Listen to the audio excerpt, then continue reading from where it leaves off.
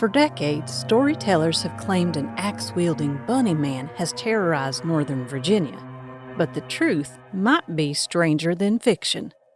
This is Morella Belle, and you're listening to the Secret Virginia podcast, where we explore the hidden mysteries of the Old Dominion and its neighbors. Visit us at secretvirginia.com and on social media at Secret Virginia.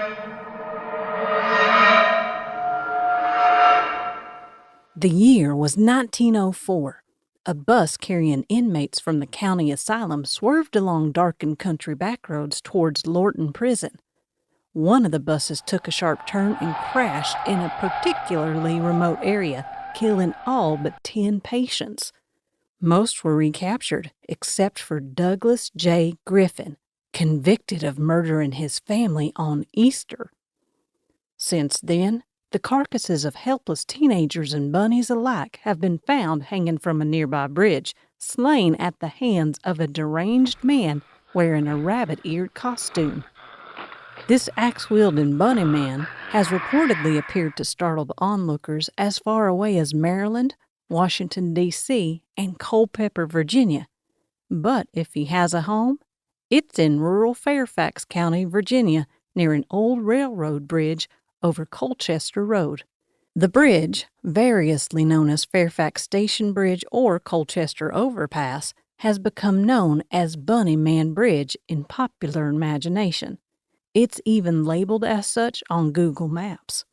A remote, creepy bridge used during the 1950s and 60s as a makeout spot is like a magnet for urban legends and folklore, and Bunnyman Bridge is no exception.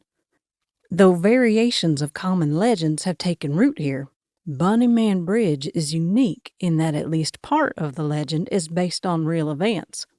According to Fairfax County archivist Brian Conley, there were a series of documented encounters with an axe-wielding man dressed in a bunny suit around Fairfax in 1970, and the fact these encounters took place in late October probably added fuel to the fire.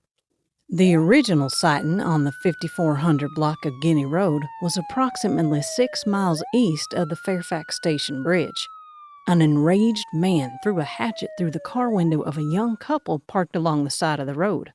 Every other element, murdered teens, a bus crash, escaped asylum patients, and even discarded bunny carcasses are all fiction, and the author of the earliest version of the tale to appear online left clues for careful readers. Fairfax Station Bridge wasn't built until 1906. Lorton Prison didn't open until 1910, and there was never an insane asylum in Fairfax County. At least, not that I can recall.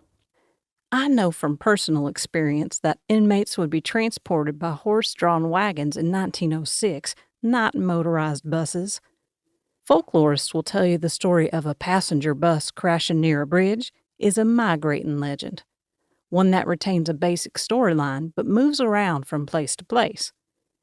The tale has even shown up in Illinois, this one involving a clown and a bus full of special needs students near a bridge along Blood's Point Road. The original Bunnyman legend was far less gruesome but was embellished over time, attracting common elements from other urban legends. Of 54 variations on the story recorded by University of Maryland student Patricia Johnson in 1973, only 3 mentioned a murder. Nevertheless, Bunnyman Bridge has captured the public's imagination, especially after it was featured on Season 2, Episode 1 of Fox Family's Scariest Places on Earth in 2001. The legend was even adapted into an indie horror film in 2011, and hundreds of visitors attempt to see the bridge around Halloween each year. Police have actively turned them away. Recently, fictional horror set the stage for real-life tragedy. In April 2018, a 30-year-old man was found dead approximately 900 feet from the bridge. 3 men were later indicted for his murder, stemming from a marijuana trafficking dispute.